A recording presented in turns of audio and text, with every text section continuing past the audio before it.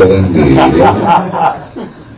ప్రకాష్ రాజు గారు నోటించే రావాలా అది చెప్తే కొంతమందికి చెప్పాను కదా, మీరు విన్నారు, నేను నవ్వాను, అందరికి తెలుసు అన్నాను.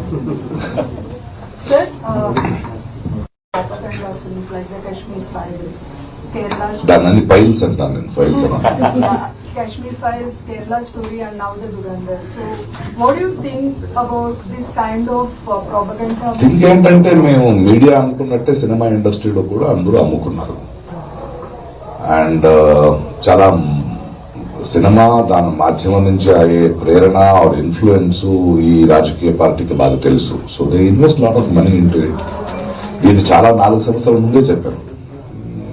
Lot of crores of rupees invest చేస్తున్నారు. కేరళ ఫైల్స్ అంటారు, ఇంటారు. దానికి మన మహాప్రభు ప్రధానమంత్రి గారు దానికి ఈవెంట్ మేనేజ్మెంట్ కింద దానికి ఇది కూడా చేస్తారు కదా. ఆయన కేరళ ఫైల్స్ చూడండి అంటారు. ఆయనకి సినిమాలు వెరీ స్పెసిఫిక్ క్యాంపెయినింగ్ ఉంది కదా, అందులో చెప్తారు కదా. ఇప్పుడు హిందూ ముస్లిం అదే కావాల్సింది ఆడికి. మీకు చాలా ఒక మనిషికి సహజంగా ఒకటి ఉంటుందండి, జెనోఫోబియా.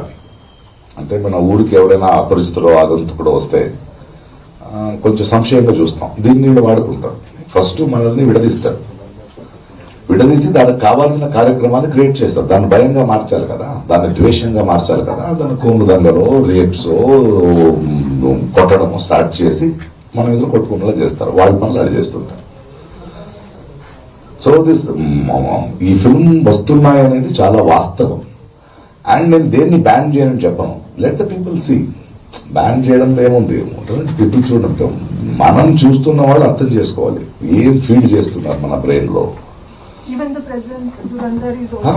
ఏం ఫీడ్ చేస్తున్నారు వాళ్ళు. ఒక ఎక్స్ట్రాడినరీగా సినిమా తీసి ఇంపాక్ట్ఫుల్, బట్ 90% ఊరికే చూస్తున్నారు, సినిమాని చూస్తున్నారు. బట్ దాని వెనక ఒక విషం ఉంది. ఆ విషయాన్ని ఎలా వేయాలి. సో వాళ్ళు ఎందుకు ఇలా చేస్తున్నారు, వాళ్ళతో గొడవ పెట్టలేదు. ఎందుకంటే వాళ్ళు చేస్తారు. ఎందుకంటే దే వాంట్ టు సర్వైవ్. కుర్చీ గట్టిగా ఉండాలంటే అబద్దాలతో భయంని వ్యాపించి కట్టిన ఒక సామ్రాజ్యం అబద్దాలతోనే బ్రతకాలి. నేను మీరు ఎప్పుడు రియలైజ్ అవుతాం దాన్ని. మా పిల్లల భవిష్యత్తు గురించి మాట్లాడుతున్నారా, యువకుల గురించి మాట్లాడుతున్నారా, మనకి నిజమైన కల్చర్ గురించి మాట్లాడుతున్నారా, గుణాల గురించి మాట్లాడుతున్నారా, అవి హ్యాపీ యాజ్ అ నేషన్, అవి అర్నింగ్. కొంచెం మనకి ఎలా అంటే, ఈ కప్ ఉంది కదా, ఆ కప్పుని ఒక చిన్న వెజల్లో వేస్తే కోల్డ్ వాటర్ ఉంటుంది, వేడి నీళ్ళు వేస్తే జంపేస్తుంది. ఇది పెట్టే తర్వాత కింద నిప్పు పెడతారు. ఇది అలవాటు అవుతూ వెళ్తుంది. ఏదో ఒక పాయింట్ లో భరించలేదు. మనిషి వికాసంలో ఇంత క్రౌర్యాన్ని, ఇంత అన్యాయాన్ని భరించలేదు. బికాజ్ ఇది మనం హిట్లర్ నుంచి చూస్తున్నాం, ముసోలి నుంచి చూస్తున్నాం. అక్కడి నుంచి ఇతిహాసం నుంచి మనం పాఠం నేర్చుకోవాలి తప్పితే ఇంకేముంది. అండ్ ఎప్పుడు దాకా ప్రజలకి ఇది నా దేశం, రాజకీయం చేయాల్సింది నేను, వాళ్ళు కాదు, వాళ్ళు మాకు భిక్ష చేయట్లేదు అని మనకి అర్థమవ్వదు, అప్పుడు దాకా ఇలా చెప్తుంటారు.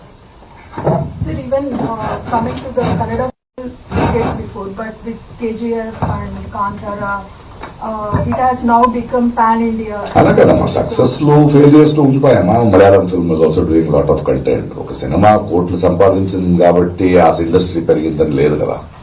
It is one of its kind. అలా అంటే గ్రోత్ ఇస్ మారాలి కదా. దాన్ని ఎలా సస్టైన్ చేస్తారనేది వచ్చే సినిమాలు చెప్పాలి. Whom do you attribute this to? To the next generation, younger generation who has brought it. Yes. Sir, iBomma Ravi విషయంలో మీరు ఏం చెప్పాలనుకుంటున్నారు కదయా? ఎవరిదైతే ఏంటి, దొంగతనం తప్పు, దొంగే. ఇటీవల కాలంలో చూసుకుంటే కొత్త సినిమాలకు ధరలన్నీ కూడా పెంచుతున్నారు, ధరల భారం పెరుగుతుందని చెప్పి చూడకండి సినిమాలు చెప్తున్నారు. చూడండి. అలా కాదు, ఎవడు వ్యాపారం వాడిది. ఓకే, ఇప్పుడు దొంగ పనులు చేస్తున్నా అంటే ఆడు హీరో ఎలా అవుతాడండి? అవును, ఒక పెద్ద దొంగే మహాప్రభు అయ్యాడు ఈ దేశానికి. అలానే అందరూ దొంగలే ఇంకేమవ్వాలి దేశం. శివాజీ